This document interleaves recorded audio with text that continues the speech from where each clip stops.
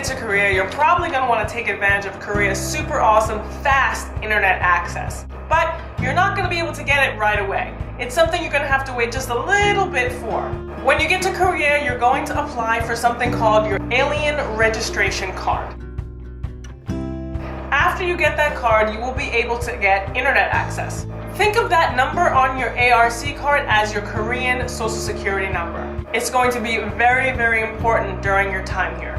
I was actually able to get internet installed in our apartment right before getting my actual alien registration card in the mail, because I was able to call the immigration office and get my ARC number. This might not work for you. You might have to wait for the actual card in the mail, but in any case, it's going to take a couple of weeks after you first arrive in Korea. Once you get your alien registration card, you're good to go. There are a couple different companies you can choose from. We have a company called Olay. Olay is also our cell phone provider. Through Olay, it was very easy to set up our internet. They have English-speaking services available, and we just called and set up everything in English.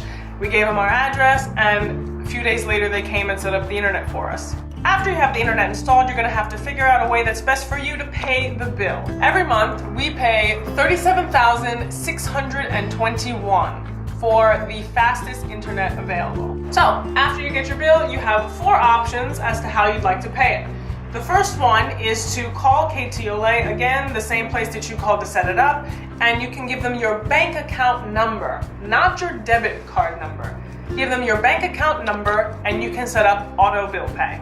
Another option would be for you to go to the bank and pay via bank transfer. Basically, you're taking money from your account and transferring it to your internet company's account. However, this option is all entirely in Korean. We're teachers, so for us this option is a little difficult. We don't get out of school until 4 or 4:30.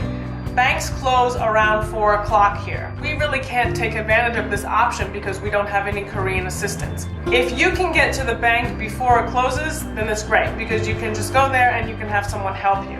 After a while, it seems pretty easy. You can memorize the buttons you need to push, but initially, you will need to be able to read Korean to take advantage of this option. Another option would be to pay at the convenience store. However, we tried to do this and we went to about 4 convenience stores before we were actually able to pay our bill. Now, some convenience stores of the same brand, for example 7-Eleven or something like that, will say no, and then others will say yes. So this is kind of a trial and error thing. Some convenience stores you'll be able to pay and some you just won't.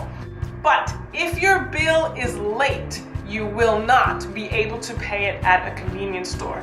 Even if you've paid it there before, once it's past the due date, you cannot do it at a convenience store anymore. By the way, the late fee is about 600 won. The last option is to go to an Olay store directly and pay there. This is a great option because you can find Olay stores all over the city. And you can also pay your bill if it's past due at an Olay store. You don't need to do anything special, just walk in, give it to them, and pay, and you're done. And that's it. Happy internet surfing!